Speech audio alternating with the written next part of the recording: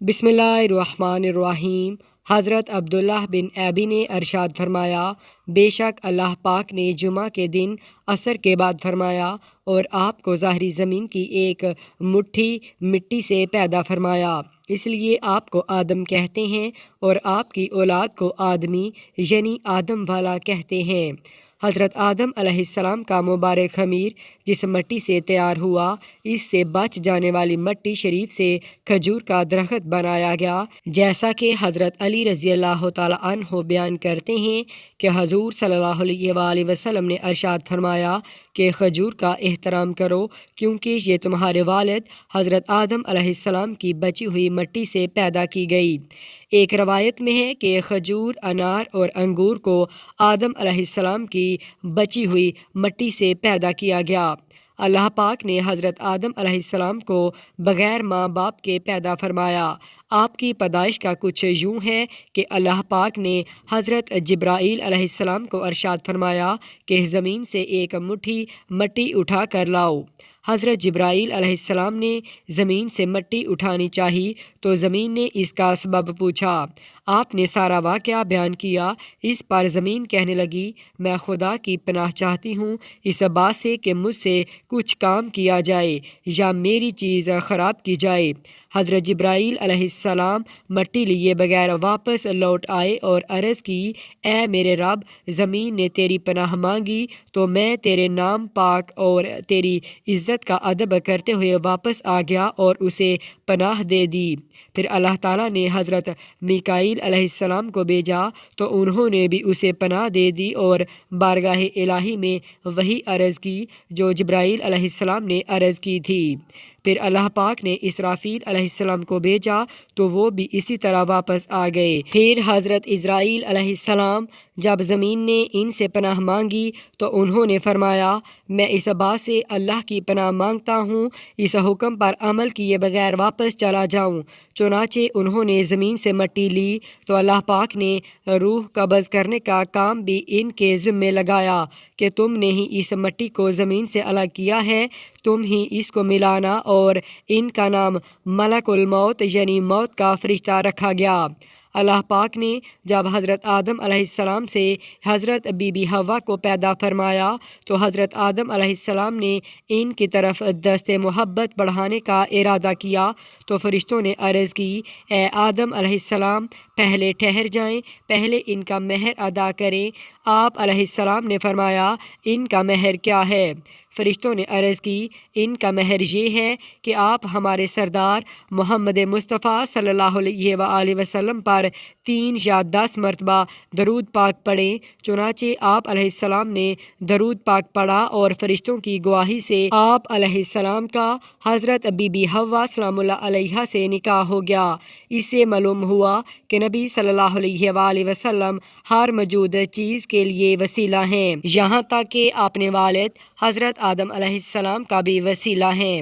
حضرت آدم علیہ السلام نے 960 برس کی زندگی پائی، جبکہ آدم علیہ السلام کی زندگی 1000 سال کی تھی، کیونکہ جب آدم علیہ السلام جنت میں تھے تو اللہ نے حضرت آدم علیہ السلام کو ان کی تمام اولاد جن جن کو نبوت ملنی تھی، ان کی شخصیات اور ان کی عمر آدم علیہ السلام کے سامنے واضح کر دی۔ آپ نے جب حضرت داؤد علیہ السلام کی عمر کو 60 سال تک دیکھا تو اللہ سے کہنے لگے، اے اللہ، میری 40 سال میرے پوتے داؤد کو دے دے۔ تو یوں آپ کی دعا قبول ہو گئی اور اللہ نے آپ کو 2 فرزند عطا کیے، حابیل اور قابیل۔ لیکن شیطان کے وسوسے، حسد اور نفرت نے جب حابیل کے ہاتھوں قابیل کو قتل کروا دیا تو حضرت آدم علیہ السلام اندر سے ٹوٹ گئے اور بار بار اللہ کے دربار میں دعا مانگنے لگے۔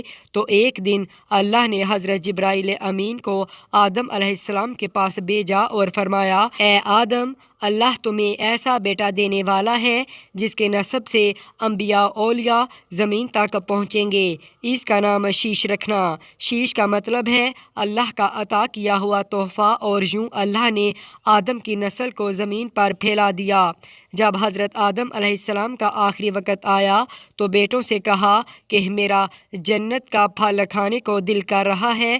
آپ کے بیٹے زمین پر جنت کا پھل ڈھونڈتے رہے کہ اچانک سے ان کو فرشتے ملے اور کہنے لگے، اے بنی آدم، کہاں جا رہے ہو؟ تو انہوں نے کہا، ہم اپنے بابا آدم علیہ السلام کے لیے جنت کا پھل ڈھونڈ رہے ہیں۔ ان فرشتوں نے کہا، جاؤ، تمہارے بابا چند دنوں کے مہمان ہیں۔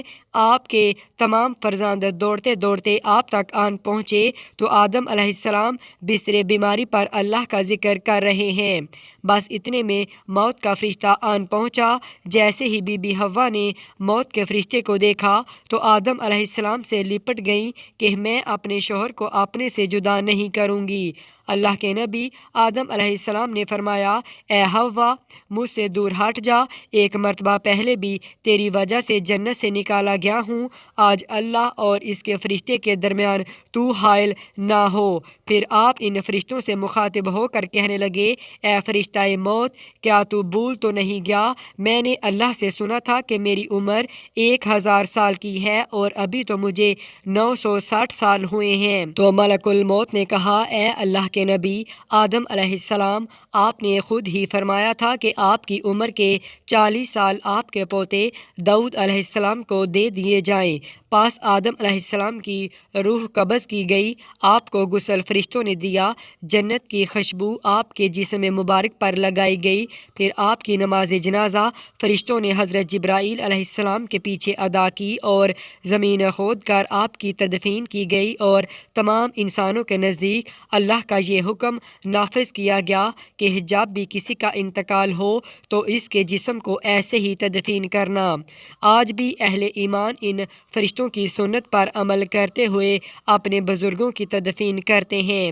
آپ کی قبر مبارک کی جگہ کو لے کر کچھ اختلافات ہیں۔ کچھ مورخین کے نزدیک آپ کی جائے تدفین سری لنکا، تو کچھ کے نزدیک جبل ابی کیف، اور کچھ کے نزدیک عراق، اور کچھ کے نزدیک مسجد حریف کے صحن یا اندر۔ بعض روایتوں میں یہ بھی ہے کہ جب حضرت آدم علیہ السلام کی روح قبض کرنے کے لیے فرشتہ موت آ پہنچا تو آپ کے بیٹے، جس کو آپ نے اپنا جانشین بنایا تھا، حضرت شیش علیہ السلام سے کہنے لگے، اے میرے جانشین، میں نے اللہ سے سنا تھا کہ ان قریب اس زمین پر ایک بہت بڑا طوفان آئے گا۔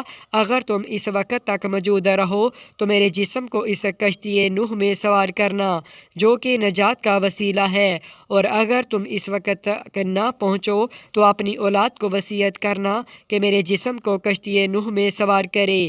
تاریخ نے لکھا ہے کہ جب طوفان نوح آیا تو نوح علیہ السلام نے اپنی کشتی میں حضرت آدم علیہ السلام اور بی بی حوا کے جسم مبارک کو سوار کیا اور بیت المقدس یا عراق میں ایسی جگہ تدفین کیا جہاں انہوں نے اپنی قبر بنائی۔